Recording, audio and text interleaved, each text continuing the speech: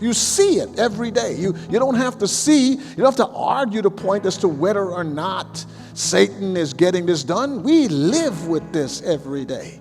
We see the effects of it. The more church becomes a place we come and go and nobody is adjusting their life, is the more people don't grow spiritually, and when they don't grow spiritually, they're not salt and light to the world. So when Christians break huddle, leave from here and go out to the world, and the world is not positively affected by Christ, the world gets worse. The world gets worse. We are seeing the effects. So there's really no need to argue that.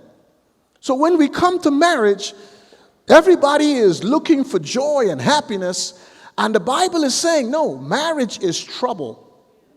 In 1 Corinthians chapter 7, verse 28, when he's talking about people that are in the flesh, he says marriage is trouble. So, but we run to it looking for no trouble. And the Bible is saying, nope, it's a lot of trouble. So marriage could be a breakdown on a person. And that's why he's saying in this text, let's design this. Let's put this design back together to the original intent so that we stop trying to gain from marriage what he never intended.